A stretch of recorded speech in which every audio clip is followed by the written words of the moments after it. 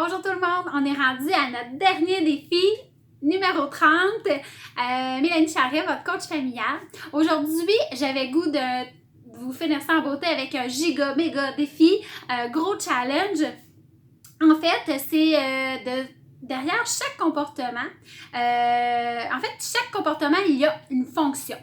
Alors, c'est de trouver cette cause-là. Pourquoi est-ce que mon enfant a eu ce comportement-là? Pourquoi mon enfant a réagi comme ça?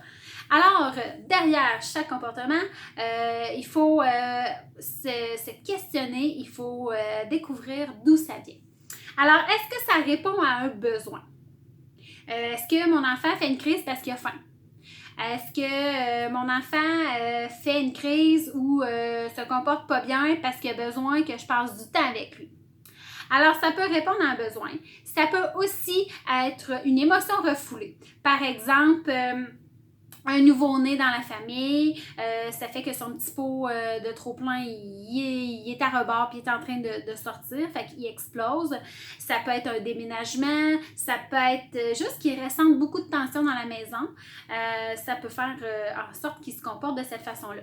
Après ça, faut se questionner, est-ce que c'est seulement une erreur selon son âge, selon l'âge, est-ce que c'est normal ce comportement-là?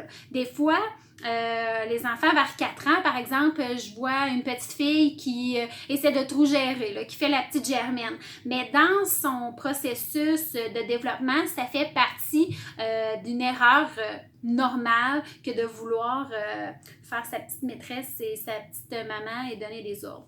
Alors, ça pourrait être juste ça. Après ça, est-ce que ça pourrait être seulement son tempérament? Est-ce que mon enfant est né comme ça? Il est né avec beaucoup de caractère? Est-ce que mon enfant, c'est quelqu'un d'un peu plus rigide? Tu sais, il faut regarder, là, est-ce que ça fait partie de son tempérament? OK? Notre but, quand on veut changer un comportement, c'est pas de changer notre enfant. C'est de l'amener à être une meilleure version de lui-même. C'est important de garder toujours ça en mémoire. Après ça, pourquoi il se fait ce comportement-là? Est-ce que c'est parce que c'est payant?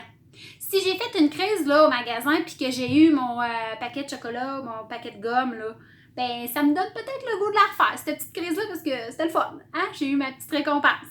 Fait que ça, c'est à voir. Est-ce que c'est parce que c'est des croyances de l'enfant? Un enfant qui se croit méchant va nécessairement agir comme un méchant.